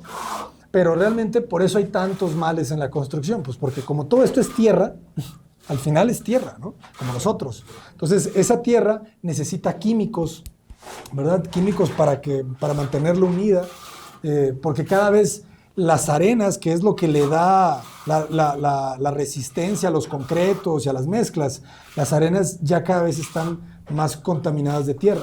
O sea, porque la arena se ha acabado, ¿verdad? Ustedes cada que ven los cerros y los bancos, cómo les van rajando y rajando, esos cerros son bancos de material y cada vez hay menos arena, cada vez hay más tierra, porque ya no queda arena. Entonces, se requiere compensar esa falta de resistencia de las mezclas nuevas. Antes la gente no impermeabilizaba, antes la gente simplemente sellaba muy bien sus azoteas, pero como eran tan buenas mezclas, tan buenos materiales, quedaban muy bien y ahí duraban por años, ¿no? Pero ahorita tú nomás aplicas ese tipo de morteros y a la primera lluvia ya tienes ahí unas cascadas por todos lados. Entonces, los Festerbond, que son selladores, los aglutinantes, mejoradores de cementos, los grouts, todos esos son productos que ustedes tienen que conocer porque es lo que les va a ustedes a mejorar la calidad de su construcción. Y créanme, las fugas de dinero en las constructoras son más por las garantías que le tiene que dar uno a sus clientes por grietas, por humedades, por cosas por mal ejecutadas. Y entre más productos sepamos utilizar, pues nos va a ayudar a nosotros a eliminar grietas, simplemente, ¿saben? O sea, le tenemos que dar 1 año de garantía mínimo a los clientes. 1 año de garantías contra grietas, contra fugas, contra todo, goteras, humedades. Entre mayor calidad sea de los productos que van utilizando, van a eliminar esas garantías. Entonces ya no van a tener que estar regresando y perder su utilidad. Por eso es bien importante que realmente entendamos. No es por un tema ya realmente comercial. Alguien en los videos, alguien comentaba, decía, te va a encarecer mucho el costo por metro cuadrado de tu enjarre. No te lo va a encarecer. Es como si un doctor le dijeras que te va a encarecer por usar alcohol. ¿Ah? O sea, no es encarecer, es lo que tiene que usar, ¿verdad? Para que su trabajo quede bien. Entonces, yo creo que ya todos estos productos tienen que estar bien claros en los procesos. Ustedes tienen que saber exactamente cómo se construye un muro, ¿no? Entonces, ustedes a su albañil le tienen que decir, vas a utilizar este producto en esta etapa, este producto en otra etapa, este impermeabilizante, este se aplica así. Ningún maestro de obra les va a decir a ustedes, oye, arquitecto, vamos a poner aquí unos... Bueno, sí, los buenos, ¿verdad? Los buenos les van a decir, aquí hay que impermeabilizar la dala, aquí hay que impermeabilizar el muro. Y esos buenos les van a recomendar eso porque ya les pasó. Entonces, y yo sí les recomiendo que aprendan a construir bien, porque para mí el futuro de la arquitectura está en la construcción. ¿Por qué? Porque el diseño cada vez diseñas mejor, porque la educación es cada vez más amplia, ¿verdad? Ya toda la información está en YouTube, está en las redes, está en Instagram. Entonces ya cada vez es más fácil que tú sepas lo que es buen diseño, tú también. Entonces pues ya cada vez, si yo soy el cliente y quiero un buen diseño, pues me lo puedes dar tú, y ya cada vez más gente te lo da. Pero buena construcción, bien ejecutada, en buen tiempo, en buen precio, con muy buena calidad, profesional, evitándome demandas, evitándome problemas con el SAT, con el Seguro Social. Eso, créanme que son muy pocos los constructores. Que me des una buena garantía, que tenga 1 año de garantía y que no me estés peleando y que no quieres ir a hacer nada.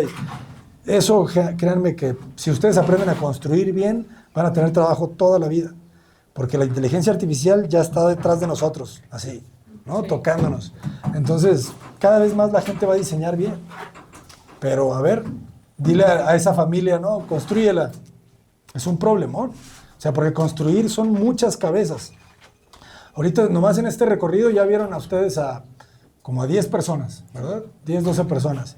Pero durante la obra, ¿cuántas personas son? Son 100. dependiendo de la escala de la obra, pueden ser miles. Entonces, coordínate tú a cientos de personas, no es fácil, pues. Entonces, el trabajo del arquitecto, pues, es tener el conocimiento de dónde están esas 100 personas, qué están haciendo, cuánto te están costando, cuándo entra una, cuándo sale la otra, que no se estorben, que todo el trabajo fluya, ¿verdad? Para que esas cientos de personas estén todas como hormiguitas, ¿no? Cada hormiga sabe qué tiene que hacer y ninguna choca con la otra. Entonces, ese es el trabajo, ¿no?, del arquitecto, ser un orquestador de cientos de personas para que la construcción se ejecute. Y obviamente todo nace del diseño, ¿verdad? Si el diseño no es eficiente con los recursos, con el espacio, con el presupuesto, pues ya puedes ejecutarle increíble, pero pues va a quedarte ahí la mole como medio Frankenstein, ¿no? O sea, dudas. Respecto a la estructura del claro de allá abajo, Ajá. ¿cómo se solucionó? Vamos abajo. Mencionaba sobre la solución al claro del comedor, bueno, de la sala comedor. Ajá. Ahí estructuralmente ese cerramiento es una trave de concreto que está cargando la losa. Esa trave está cargando y está mandando todas las cargas hacia los costados. En estos costados hay columnas.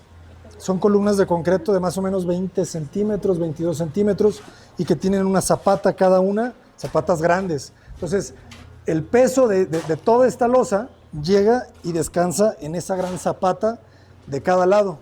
Hay una en cada extremo y esas zapatas están ligadas con una contratrave que le llaman. Esa contratrave pues es puro peso que está ayudando a rigidizar y a distribuir otra vez el peso de toda esa losa arriba. Entonces son esos dos elementos. Las traves, que a veces las dejamos ocultas en la losa, pero en este caso era necesaria que fuera un poquito más grande, por eso se tenía que ver. Y al mismo tiempo, pues allá también hay columnas, ¿no? Cada esquina tiene su columna. Entonces, estas losas son losas bidireccionales que mandan sus esfuerzos a distintos lados. O sea, los esfuerzos de esta losa se están yendo a ese muro, se están yendo a esta trave, se están yendo a esas columnas, o sea, están en varias direcciones, ¿no? Y eso nos permite liberar el espacio. Gracias. ¿Sí? ¿Más dudas, jóvenes? Chicos, hagan sus preguntas. ¿Tienen alguna pregunta? A lo que me refería es que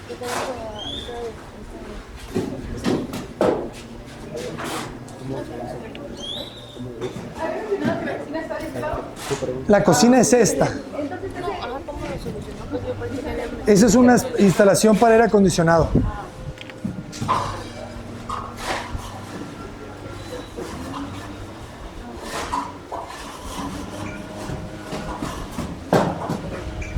En cuestión de administración de la obra, ¿qué tan difícil es administrar una obra? En este caso usted dice que ha trabajado más lo que es obra privada, ¿no? Ajá. Y como ya había mencionado mi compañera, nosotros nos centramos más en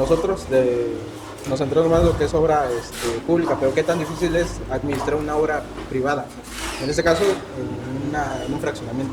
Porque es diferente de un cliente X a un fraccionamiento, ¿no? ¿O es lo mismo? A ver, ese último no te lo entendí. ¿Cómo? Es que me imagino, bueno, es lo mismo administrar una obra en un fraccionamiento que en una persona que no pertenece a un fraccionamiento. ¿Pues? Ah, ya te entendí, sí, claro. O sea, porque en el fraccionamiento, pues hay una entidad que te está controlando, pues, ¿verdad? Que tú tienes que cumplir con sus normativas. Hay un reglamento. Entonces, ese reglamento te implica que hay una entrada, hay una hora de entrada, hay una hora de salida, ¿verdad? No puedes tener la música alta, o sea, tienes que seguir sus normas, ¿verdad? Entonces, pues no es que sea difícil, simplemente pues que tienes que tener la disciplina de seguir, ¿verdad? Sus leyes. Siempre que las cumplas, pues todo te va a salir bien. Y pues la administración de obra privada, pues tiene muchos retos, pues principalmente es el tiempo y los presupuestos, ¿verdad? O sea, los presupuestos, no sé cómo se contrata la obra pública, si es por un precio, por un contrato por administración o contrato por precio alzado. ¿Cómo es? Dependiendo la obra, el tipo de obra. Ajá. Porque una pavimentación ya puede ser por precios alzados o puede ser por amortización. Ajá, por administración directa. O sea, es dependiendo también la magnitud del costo de la obra. O sea, en obra pública también se maneja la administración, Sí. en donde no hay un monto definido. Es también por montos, ¿no? Por ejemplo, para hacer una administración directa creo que es menor a 500,000 pesos. Ajá. Y ya para las otras son por adjudicación, no por licitaciones, por invitación a menos 3 personas y no me acuerdo de la otra. Adjudicación directa, eso ya es montos mayores a $500,000.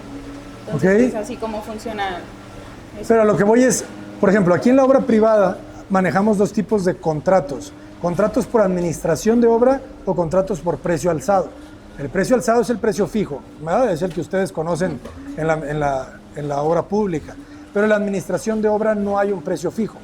Lo que se pacta es un porcentaje de administración. Tú al cliente le dices, yo te voy a cobrar un 10, un 15, un 20, un 30% sobre los gastos de la obra, material y mano de obra, ¿verdad?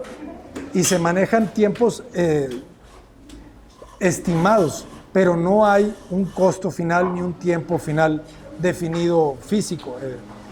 Entonces, ese es el reto en la obra privada, el poder hacer un presupuesto que aunque sea por administración, termine lo más cercano, ¿verdad?, a cómo inicia. Porque una de las fallas más comunes de las personas cuando construyen en obra privada es que se hace un presupuesto inicial, pero como no es un presupuesto por precio alzado, al final se termina elevando X cantidad, 10%, 20%, 50%. A nosotros nos ha pasado que ese porcentaje se nos eleva, ese presupuesto se nos eleva hasta un 40%, ¿verdad? Porque pues no se hizo un presupuesto muy exacto, ¿verdad? Pensando en que se iba a hacer por administración y no había realmente un gran rigor, ¿verdad?, de respetarlo. Pero eso siempre genera inconformidades, ¿verdad? Porque tú, aunque al cliente le digas que es un presupuesto por administración y va a cambiar, el cliente ya se queda con la idea de que hay un monto ahí y si se eleva ese monto, pues el cliente se va a inconformar, ¿verdad? Entonces, ese es uno de los retos principales, el de trabajar. Y si trabajas por precio alzado en la obra privada, se vuelve un reto desde el inicio. Porque si yo te presento a ti 2 presupuestos de esta casa, por administración de obra, el precio por metro cuadrado termina en 20, 21,000, pero por precio alzado, que es cuando yo ya me quiero proteger porque ya no me puedo elevar, el precio por metro cuadrado está en 24 o 25, ¿verdad? Y tú como cliente dices tú, no, pues me voy a ir por el barato. Aunque ese barato al final termine costando lo mismo que el precio alzado. Entonces, porque después cuando la gente contrata por precio alzado, imagínate que tú me contratas una casa aquí y yo ya te di un precio por metro cuadrado fijo y de repente veo que se me empieza a elevar, pues ¿qué voy a hacer yo? Pues voy a tratar de ahorrar en todo lo que pueda para llegar al precio que te prometí. Entonces, el reto del constructor por precio alzado es dar buenos materiales, ¿sabes? Porque luego ahí tienes gente que empieza a hacer muchas malas prácticas, pues con tal de bajar y bajar y bajar y bajar el costo final. Entonces, es un reto. O sea, construir es un reto tanto por precio alzado, por administración de obra, porque el cliente al final pues, necesita sentir que nadie lo está robando, pues, ¿saben? Y ese cuidado, porque pues el presupuesto del cliente en una construcción muchas veces son los ahorros de su vida, ¿no? Entonces, imagínate que tú vas a construir con los ahorros de tu vida, ¿cómo te vas a sentir cada que yo te diga, oye, necesito 50,000 pesos, hoy necesito 100,000, necesito 150? Entonces, por eso es tan delicada la construcción, ¿saben? O sea, cómo Y luego todavía hacer que le alcance, ¿saben? Hacer que le alcance al cliente con sus 100,000 pesos, con sus 200,000, con su medio millón, con sus 4 millones, con sus 10 millones. Hacer que le alcance todo lo que quiere, ese es el reto, ¿no? Y que no se largue la obra por décadas. O sea, ese es el reto.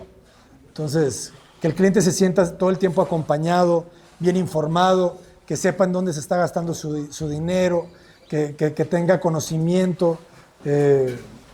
Y ya después, ya cuando le entregas, que se sienta acompañado también, que le contestes el teléfono, que le contestes los WhatsApps, que vayas y le arreglen las cosas si son emergencias. Todo eso es el reto del constructor. Y eso la inteligencia artificial se va a tardar mucho, mucho en hacer una obra de principio a fin y luego darle las garantías. ¿Dudas? Bueno, yo aquí no tenía una duda, quería hace rato preguntarle, a la hora de entrar en las escaleras, vi que tiene un desnivel más grande, hay un escalón más grande para entrar. Esa era como que mi duda. Ahí va a haber 2 escalones que no están hechos de concreto, porque todos los demás se colaron de concreto, porque es un basamento que, si te fijaste, ese último escalón de concreto queda al lecho inferior de la losa. Entonces, cuando el bloque se pinte de blanco, va a parecer que el muro de concreto lo está cargando. Entonces, pero como la losa es de 60 centímetros, yo para llegar a ese último nivel tenía que hacerle 2 o 3 escalones que iban a salir del basamento. Entonces, para que se sintiera que no se toca el concreto con el elemento blanco, hicimos 2 escalones que los vamos a forrar de mármol y que se van a sentir independientes a todo. Esa era la única. Buena duda.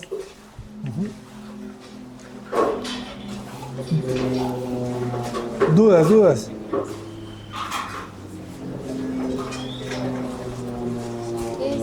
¿Cómo cuánto tiempo más o menos se tarda en ejecutar una casa como esta? Esta casa inició a finales de febrero 2024.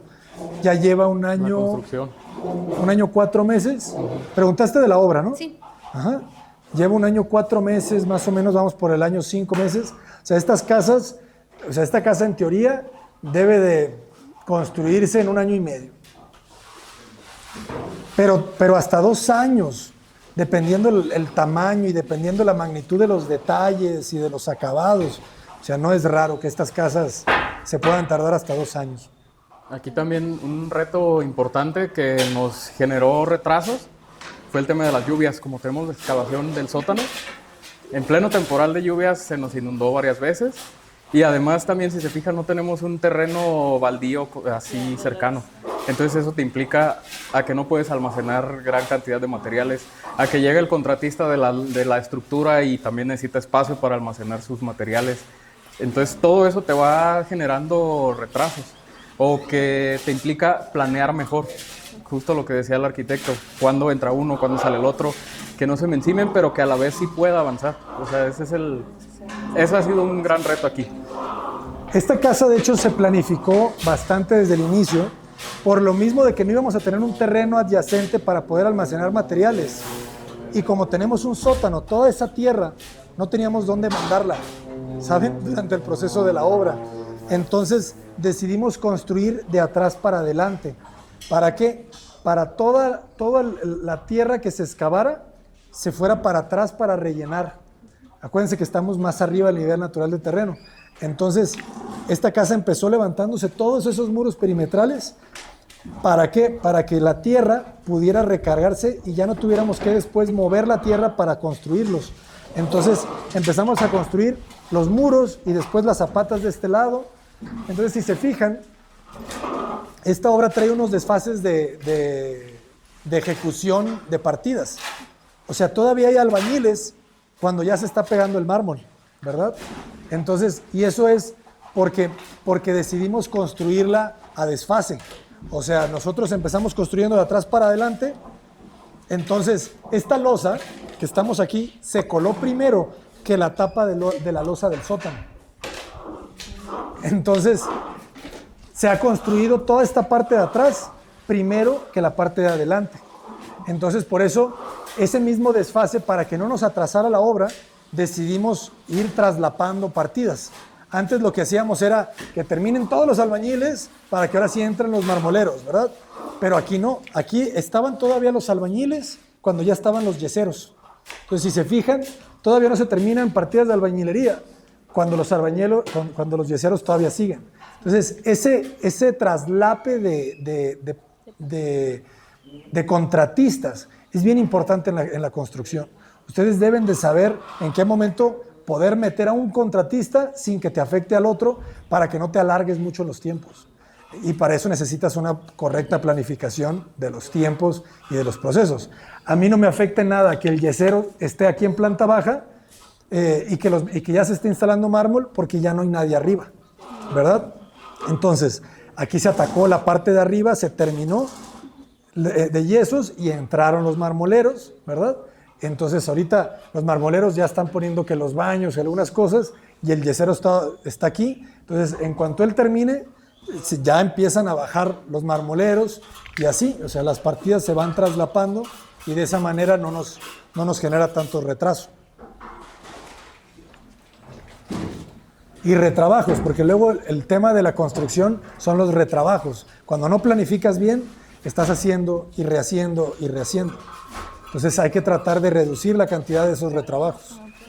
Entre menos retrabajos tengas, significa que estás terminando tus partidas al 100%, ¿no?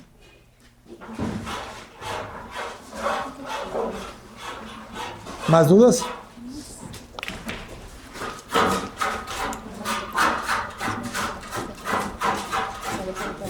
Sí hay, díganme. Aproximadamente cuánto cuesta hacer una casa así para saber cuánto tengo que ahorrar. Esta casa va a tener un costo por metro cuadrado aproximado de entre 22,000 y 24,000 pesos el metro cuadrado. Aproximadamente. Son acabados residenciales medio alto, no diría que es alto, ¿verdad? Porque ya alto sería placas de mármol de otra dimensión. Si se fijan, son placas más reducidas, es mármol nacional,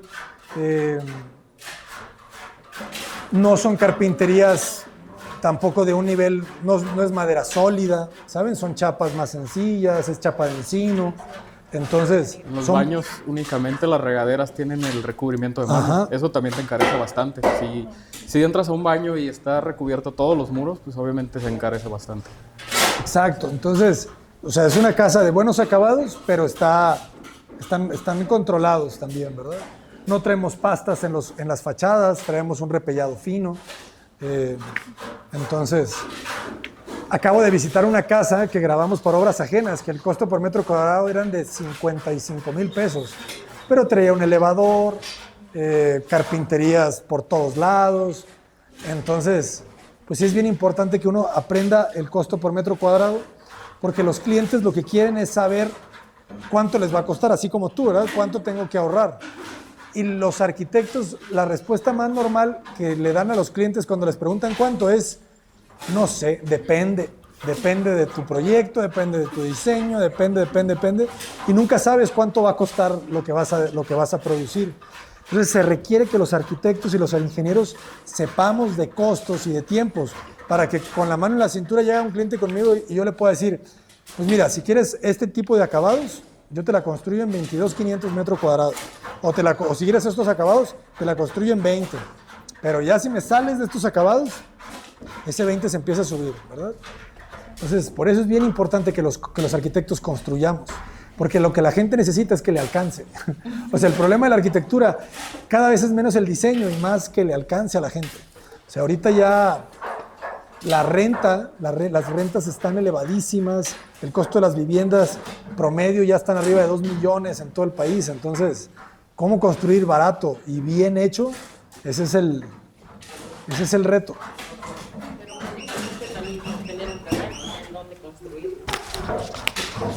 Digo, también principalmente sería cuestión ya tener un terreno, porque pues eso también elevaría el costo, ¿no? Ah, claro, claro. Para construir después, pues sería otro. Sí. El reto empieza en el terreno, como bien dices.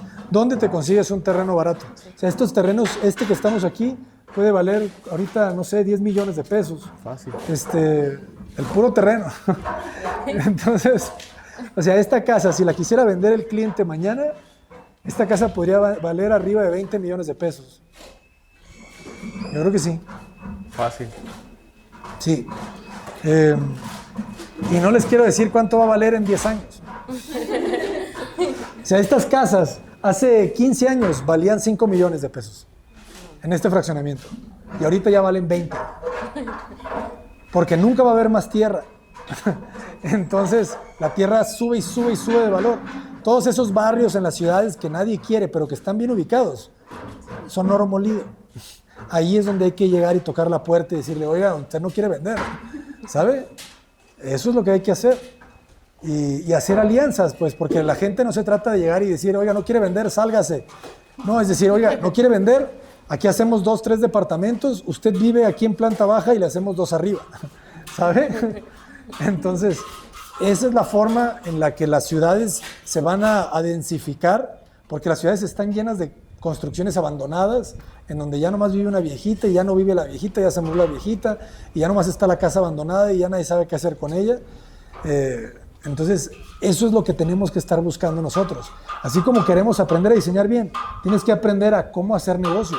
Entonces tienes que saber, mira, este barrio, aquí se venden varias casas y está bien ubicado y están baratas las casas, entonces hay que llegar y cómo decirle a la señora o al dueño, oiga, yo tengo albañiles, o sea, le podemos echar otros 2 pisos, la remodelamos y vendemos, hacemos un régimen de condominio y de una casa hacemos 2 o hacemos 3, vendemos las 3 casas y usted se queda con una y yo vendo 2, o sea, ¿saben? Entonces, esos son los mecanismos que necesita la ciudad para que se redensifique, pues, y que ustedes hagan negocio. Y que nadie se quede abandonado, ¿verdad? Porque luego está todo esto de la gentrificación, que es cierto, llegar y sacar a la gente del barrio, pues no se trata de eso. Se trata de el equilibrio, ¿no? Sí, a la vez que les creas un beneficio. Hay gente que justo no sabe qué hacer con su vivienda porque debe predial, porque debe impuestos, porque quedó intestada. Y de alguna manera tú le das las facilidades para que ellos también obtengan un beneficio, a la vez de que tú estás generándote un beneficio propio y pues también para tu entorno y para tu ciudad, ¿no? Y para la ciudad. Porque ahorita pues la gente quiere vivir en la ciudad, pero no hay opciones, ¿verdad? Está bien caro todo. Ah, ok, ¿cómo le haces para dar buenas opciones? Pues te vas a esos barrios que están bien ubicados, pero son pues un poquito marginados, ¿verdad? Que nadie pensaba que eran buenos lugares para vivir. Ah, pues te metes ahí y haces más vivienda quizá más económica, pero bien ubicada, y pues la gente puede empezar viviendo ahí, en vez de irse a vivir a 30 kilómetros afuera del centro de la ciudad, ¿verdad? Que es lo que está pasando ahorita. Ahorita la gente quiere vivienda económica y pues se tiene que vivir muy lejos, porque no hay oferta. No hay gente metiéndose a esas casas, remodelándolas y haciendo departamentitos, ¿verdad? Ahorita ya lo que hay ya son torres, ¿verdad? Ya empezaron las ciudades a hacer departamentos, torres, pero esos departamentos pues también, depende de dónde están caros. Entonces, hay que buscar generar esas viviendas, pues quizás si van a ser chicas, porque ya el costo por metro cuadrado, pues ¿cómo vas a hacer vivienda económica grande con ese costo por metro cuadrado? Pues ya no se puede. Pero sí puedes hacer vivienda pues más pequeñita, pero bien ubicada. Y que al final creo que esos entornos marginados, al tú desarrollarlos, ahora sí que implícitamente el vecino también va a decir, oye, pues yo también le voy a dar una mejora a mi casa. Y luego ya vienen la infraestructura, mejores calles, mejores servicios y demás. Eso al final creo que conlleva a todo un desarrollo para bien. El buscar, por ejemplo, esta zona también hace 20 años era a las orillas de la ciudad. Ajá. Y ahorita, si se fijan, es una zona residencial de muy buen nivel. Esto era agrícola y de hecho aquí atrás era un campo de ecuestre, ¿no? De maíz y demás. Era un campo ecuestre donde se le llamaba... Hípica. Ajá, el hípico. Era un hípico. Ahí andaban caballos. Entonces estos terrenos son malos porque eran terrenos de cultivo. Y todos los terrenos de cultivo son malos porque tienen demasiada humedad, ¿verdad? Ajá, la resistencia al suelo no es bueno. Por eso aquí esta casa tiene como 200 micropilotes. El micropilote es una columnita chiquita de 20 centímetros o 25 centímetros de diámetro con una sola varilla de media o de 3/8, pero que aquí estos maestros se aventaron. ¿Cuántos micropilotes hiciste, Sergio? Con sus manos y una poseadora metálica perforaba hasta 4 metros. 4.50. 4.50 de profundidad. Entonces, o sea, para que ustedes vean todo esto así de limpio y sin columnas, todo eso pero cada zapata de esas que les hablamos tiene 6 micropilotes. ¿Cuántos micropilotes tiene cada zapata? 10 micropilotes por zapata. ¿Eso por qué? Porque la zapata a la profundidad donde está no tiene la resistencia suficiente. Entonces el micropilote se va más abajo y el micropilote trabaja por fricción. Hay distintos sistemas de micropilotes. Estos en sí trabajan, creo que por fricción, porque no significa que yo antes creía que la carga se iba hasta donde descansa el micropilote, pero no. El micropilote tiene la longitud porque le va mandando los esfuerzos a lo largo de su profundidad.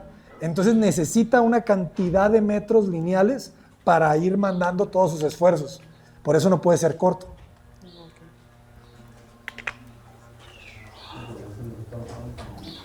¿Dudas? ¿Volvemos a meter luz LED o eso no? Sí, todo lo que ve en ese cajillo tiene luz LED.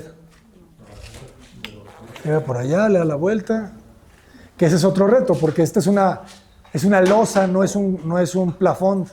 Entonces, para hacer esos cajillos en la losa, ¿verdad? ¿Qué hay que hacer? Para empezar, desde que siembras la losa, hay que dejar unos barrotes. De la dimensión depende de lo que vayas a dejar. Una vez que desmoldas, el enjarre te tiene que librar por lo menos 7 centímetros de profundo y 6 u 8 centímetros de ancho para después forjar ese cajillo. Porque la idea es de que en esa U que se genera, ahí se coloque la tira LED y que nunca la veas. Solamente veas la luz indirecta tal cual. Entonces aquí fue el reto tanto para los albañiles a perfilar bien y después el yesero que era el que iba forjando esta línea. Entonces, tiene muchos retos, ¿no? El tener... Y que son detalles que al final no se nota tanto el avance, pero te lleva horas ahí, días. Sí. Y que te va elevando el costo por metro cuadrado, ¿verdad? Simplemente los yesos, noten esto. Fíjense cómo el yesero está aplicando el yeso sobre una capa repellada. Sí. Eso no es obligatorio. Hay muchos constructores que aplican el yeso directamente sobre el bloque o sobre el ladrillo. ¿Y eso qué te genera? Una capa de yeso más gruesa, ¿verdad? Porque hay que nivelar el muro si está desplomado. Pero nosotros lo hacemos así por calidad, ¿verdad? Porque tiene mucha más resistencia el muro. Que si tienes puro yeso, 3 centímetros de yeso, aquí tienes 2 milímetros de yeso, ¿verdad? Entonces tienes la apariencia pulida, pero tú tocas el muro y si le metes un taquete, un clavo, cualquier cosa, es muy resistente. Y pues también para los trabajadores me imagino que también es un reto el poder pues poner todo el yeso en la parte de adentro, por ejemplo, en donde van a estar las... Claro. Sí, justamente eso es lo que comento, que fue semanas ahí. Aquí. Todo eso.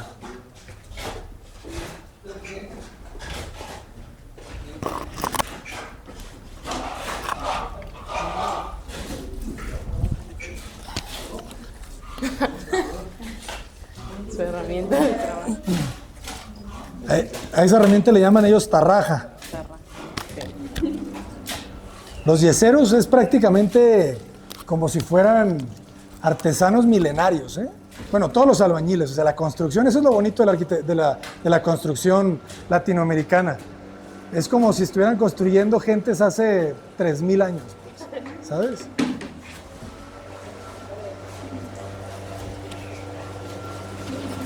Y yo creo que así se va a ver, ¿eh? Si el planeta sigue en el 2900, van a ver estas construcciones como ahorita vemos al Taj Mahal, ¿sabes? Que van a decir, no puede ser que subían esos bloques, ¿verdad? No puede ser que hicieran esos micropilotes a mano. Porque literal fueron a mano. Y es que todo es a mano, pues. Todo es manual. Y por eso, porque esa mano es bueno que cueste lo que cuesta la construcción, ¿saben? Porque las hacen las manos, pues. Y esas manos deben de ganar lo suficiente, ¿sabes? O sea, porque a ver, tú aviéntate haciendo eso. ¿Cuánto cobrarías tú por hacer eso todo el día? Ay, no sé. Pues todo el mundo quisiera ganar muy bien por estar haciendo eso, porque es un trabajo físico, ¿saben? Es un trabajo de resistencia. Y que antes se entendía que por ser un trabajo físico no ganabas bien, ¿verdad? Pues son obreros, hacen trabajo físico. Pero como ya ahorita cada vez hay menos obreros dispuestos a hacer ese trabajo físico, ya pueden ganar lo que quieren, ¿saben? Sí. Porque antes había muchísimos albañiles. Ustedes abrían una obra y todos los días llegaban a tocarles la puerta de la obra gente que quería trabajar. Oye, que quiero trabajar. Pero ahorita, ¿cuántos te llegan, Martín? Nadie. Ya no, Tenemos que buscarlos. Y los que están, y los que uno conoce o sabes que son buenos, están ocupados. Pues porque ya casi no hay, entonces ya no dejas ir al Sergio. Mejor le pagas más. Entonces mejor le pagas más y le das vacaciones. Sergio, te acabamos de dar vacaciones, ¿va? Tú dime una cosa, Sergio. ¿Cuándo te habían dado vacaciones antes de aquí? No, pues nunca. Escuchen bien eso, ¿eh?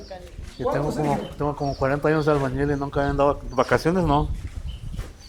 40 años de albañil y nunca había tenido vacaciones. O sea, tenías vacaciones pero no te pagaban. Ah, sí, yo las podía agarrar las veces que Sí, quisiera. él las puede agarrar, pero así de que vacaciones pagadas como cualquier trabajador de cualquier industria. Sí, no. Gracias, Sergio. Y eso es gracias a YouTube. ¿Saben? Eso es gracias a YouTube. Gracias a YouTube se pagan vacaciones en esta empresa. Porque así es el modelo de negocio de nosotros. Es YouTube, es construcción, es diseño, es dar charlas, ¿saben? Esa escuela, tenemos arquitectura avanzada para que se inscriban. Entonces, todas esas fuentes de ingresos nos permite darle vacaciones a los albañiles. Entonces, por eso les digo, ese es el reto. El reto es que el metro cuadrado de construcción se siga manteniendo relativamente estable, pero que la gente tenga vacaciones y tenga sus derechos y tenga todo, pues. Prestaciones. Ajá. Por eso hay muchos retos en la construcción. Y aquí faltan muchos, ¿no? Nadie trae casco, se quitan los chalecos. ¿Ah? ¿Dónde están los cascos, jóvenes? Y no es porque uno no se los dé, de verdad. Sí, nos ven de Suiza, saludos ahí a los que nos ven de Suiza. Y, ¿dónde está el equipo de protección? Se lo quitan, no se lo ponen, no les gusta. O sea, Les estorba en cierta forma. Les estorba. Mira el maestro ahí subido en su andamio. ¿Qué casco va a querer? ¿Y tu casco, maestro? ¿Tu casco? Hoy no vino. Sí, ¿no? Entonces, la construcción es esa complejidad que tienes que estar pensando en la seguridad del albañil, en que no se la quiere poner, en que llegó temprano, en que si por destajo, por el día, en que le alcance al cliente, en que el cliente no se enoje, en que, o sea, son tantas complicaciones. Los vecinos. Los vecinos. Que el vecino no te demande, ¿verdad? Sí, que estás haciendo mucho ruido, que ya te culparon por algo que quizá, no siempre, pero quizá a lo mejor él ya tenía un cierto deterioro o y ya te echó la bronca que porque estás con la compactadora o porque hiciste una perforación o demás, o porque pusiste tu muro y ya le generó humedad. Digo, no siempre, pero hay veces que sí se ocasiona. Entonces también estar preparado para enfrentar eso, tanto psicológicamente también cómo plantarte ante ellos y darle solución, como también pues tener estómago para resistir todo eso, ¿no? Y que eso es lo que el cliente se ahorra en teoría cuando contrata un profesional, ¿verdad? O sea, el profesional es el que te va a decir, no te preocupes, no es como el abogado. El abogado, cuando uno está en un problema y tiene un abogado, el abogado te dice, mira, todos tus problemas, échamelos a mí. Esa es su función. Él va y él hace y él entrega. Es lo mismo el constructor. El constructor tiene que encargarse de trabajar con todo el gobierno, porque hay que recibir al Seguro Social y hay que recibir a los del municipio y hay que recibir a los del fraccionamiento y hay que recibir a los vecinos. Entonces el constructor es el que tiene que mediar. Entonces es un oficio de mucha paciencia. O sea, si van a construir, tengan claro que toda su vida van a tener problemas. Es normal. Si no tienen problemas es porque ya no tienen trabajo. ¿Saben? Tal cual. Entonces, no los vean como problemas, simplemente vean el tema como situaciones, pero también parte de ser profesionales es adelantarse, prever el problema, ¿verdad? Por eso es el equipo de protección, porque prevés que un día le puede caer un ladrillo a un albañil y pues tiene un casco, ¿va? Entonces, lo mismo con los vecinos. Todo el tiempo el constructor tiene que estar previniéndose. Oye, ¿sabes qué? Nos puede pasar esto. Oye, ¿sabes qué? Si no le ponemos una unión de zabaleta al muro del vecino, ya se vienen las lluvias, va a llover y le va a empezar a entrar el agua y al rato nos va a llamar que tiene una mancha de humedad enorme y ya se hizo un problema gigante. Entonces, tienes que estar siempre previniendo qué sigue, qué sigue, qué sigue. Entonces, eso es algo bien importante. Y también controlar ese tipo de cosas con el cliente, decirle, oye, ¿sabes qué? Pues ya le generamos una grieta al vecino. Tienes que también tener pues, la capacidad de decirle al cliente, ¿sabes qué? Pues es que toca, ¿sabes? Toca. Y si es por administración, pues hay que cobrarlo. Y si es por precio alzado, pues hay que sacarlo de tus propios. Preverlo, tal cual, desde antes. Recursos. Y no generarle una fricción ahí a tu cliente con su nuevo vecino también, ¿no? Creo que desde ahí, desde esa parte, si llevas una buena relación desde que estás en obra, creo que ya te estás ahorrando esas fricciones, ¿no?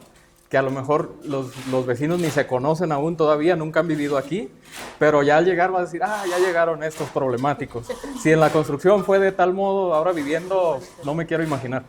Entonces yo creo que desde antes ya crear esa buena relación y esa buena atención, ya vas de gane. ¿Y cuál es la clave para eso? Pues la comunicación, tal cual. Esa palabra es la bien clave honesto. del éxito.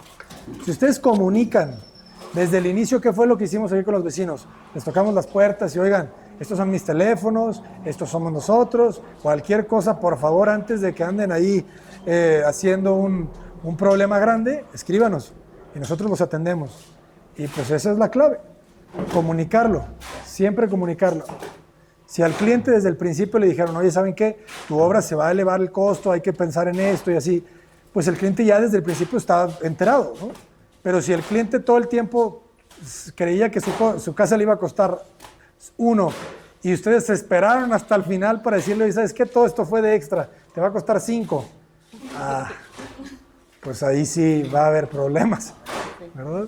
Aunque haya costado 5 desde el principio, pero como el cliente creía que le iba a costar 1 y nunca le dijiste, ese fue el creaste problema. fricción ahí. Uh-huh. ¿Dudas? Yo creo que no. ¿Todo bien? Pues les agradezco muchísimo que hayan venido, que se hayan tomado el tiempo y el interés de visitarnos. Pues de antemano pues, le agradecemos también a usted que nos haya dado esta oportunidad de poder conocerlo. Bueno, en lo personal yo ya lo sigo en YouTube, entonces ya lo conocía. Entonces para mí es mi compañero también. Gracias. Estábamos emocionados porque decimos, ojalá que esté el arquitecto, ¿no? Y pues sí, nos tocó suerte. Entonces, pues sí, ya había visto pues las casas también que usted pues hace los videos y todo. Entonces, pues sí, bueno, a mí me crea una gran, ¿cómo le podría decir? O sea, es muy importante que nos haya dejado conocer esta construcción y pues sobre todo tenernos paciencia, ¿no? Y explicarnos todo pues, su proceso y pues, pues nosotros que igual vamos a ser pues, profesionales ya próximamente, pues nos sentimos un poco nerviosos, pero pues vamos a darle porque no hay de otra. Entonces, pues sí, estamos pues agradecidos con ustedes y con usted, arquitecto, también principalmente. No, pues muchísimas gracias y es con mucho gusto. Y pues igual lo esperamos en Oaxaca cuando usted guste. Allá nos veremos, allá nos veremos. Sí, claro que voy sí. a ir muy pronto, voy a ir a hacer obras ajenas allá a Puerto Escondido. Ok, sí. Creo que sí. Pero sí, muy bonito Oaxaca. Estaría muy padre que nos visitara en nuestra facultad. Pues claro, lo organizamos. Sí, sería con mucho padre, gusto. Claro que sí, te esperamos ahí. Pues muchísimas gracias. Recuérdenme, ¿de qué universidad vienen? De la Facultad ¿Tu de micrófono? Arquitectura. Ahí está. De la Facultad de Arquitectura 5 de Mayo. Universidad de la UAP. ¿Y redes sociales cuáles serán? ¿Se saben el Instagram? Sí, unidad de diseño FA5M. Ajá. Ah, ok, para etiquetarlos. Sí. Muy bien, muchísimas gracias. De pronto, jóvenes, ¿qué te parece? Adelante.